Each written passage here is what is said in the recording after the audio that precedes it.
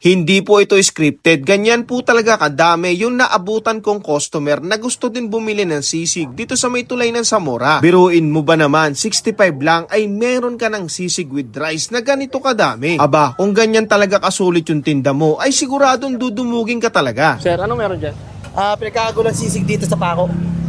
Masarap ba dyan? Masarap, mo, daming tao. Ba't galit ka, sir? Di ako galit. So ito na guys yung pinipilaan. Ito guys, literal na pinipilaan. Ang daming tao dun, oh. Kita nyo naman sa video. Sisig with rice. Pwede naman a la carte din. Pero itong in-order natin guys ay 65 pesos. Ayan. May kasama na rin siyang rice. Ayan. Kung gusto niyo na marami, meron din naman. Ayan. Sa 5 oras lang guys, nauubos nila 35 kilo. So tikman natin. Purong batok. Purong batok lang. Old style daw, sabi ni cameraman natin na si Topper the Great.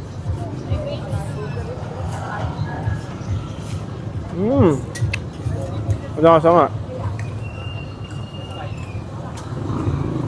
Medyo toasted kasi tinutosta niya, no? Ang sarap. Hindi ito maalat, hindi naman siya maanghang. Hindi nga sobrang asim eh. Tama-tama lang.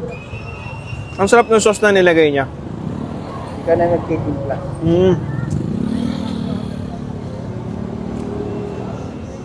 Ganito yung gusto kong sisig. Sarap. Crunchy siya, oh. Mas may nakakain ako parang parang mga balat-balat, no? Kaya pala maraming tao. Araw-araw yan maraming tao. Matagal na sila dito. 2 years. 2 years na rin sila dito, no? Mga bata na yan, mga batang negosyante. Mag-asawa. Yung sisig nga pala guys, katabi lang niya yung na-vlog natin kanina na chicken. Tapos mag-asawa lang sila, mga bata pa yan. Mga ilang taon na po kayo, ma'am?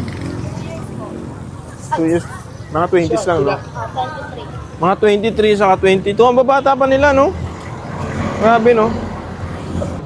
Madami na tayo natikman ng sisig, pero ito, nagpapakilala talaga, eh, no? Masarap din yung chicken na katabi niya. Yung luto ng asawa niya. Galing, no? So anyway guys, masarap tong food trip ko. Bukod dito mamaya mag-iikot-ikot pa tayo dito sa kamay nila na enjoyin ko muna to.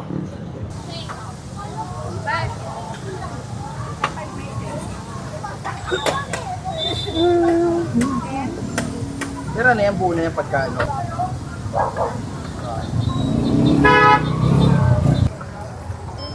Sisikong fry ba yun, ma'am?